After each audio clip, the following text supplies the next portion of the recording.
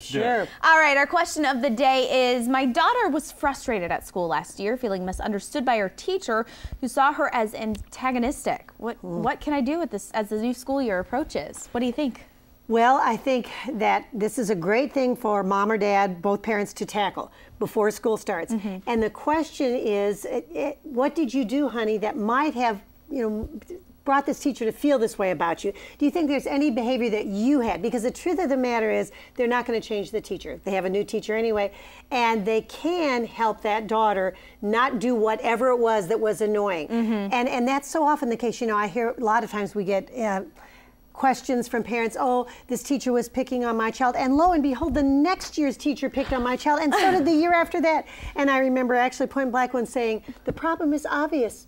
It's your child. Yeah, just a little bit. That's right. And so this is great news, though, because they can help their child. Right. I think as mom and dad, we have to ask ourselves the question and help our child understand. Son or daughter ask the question: is what's the goal here? And the goal here, obviously, is to learn the subject matter, to get along, but basically it's to learn that subject matter. And one of the things that kids and adults sometimes don't realize is that teachers have different personalities. And if, as a parent, we can help our kids understand those, we can help our kids get along better with the teachers. If you have a teacher that's a perfectionist and your child isn't a perfectionist, oh my goodness. I mean, right away you have conflict, because the teacher, like especially like in a math teacher, boy, they want everything there, they want all the numbers and so on and so forth, and the student is saying, why? It doesn't make any difference. Well, the question, it's not why, it's because that teacher is a perfectionist, and if they're a perfectionist, then as a student, guess what?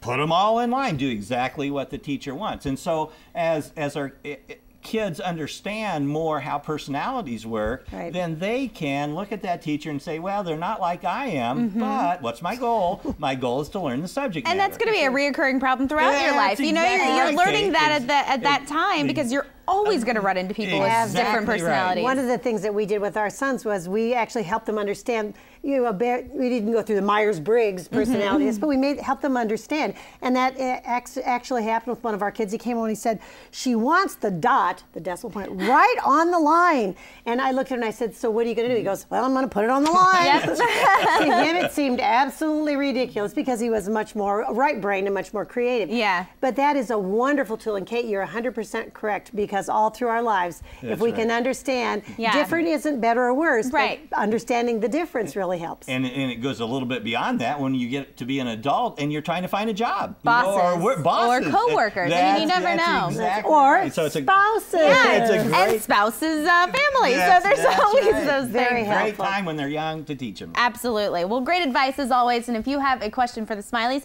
send it over to their website, parentinglikeapro.com. And if we answer it here on air, you'll get a free copy of one of their books. Thanks so much. Thank you.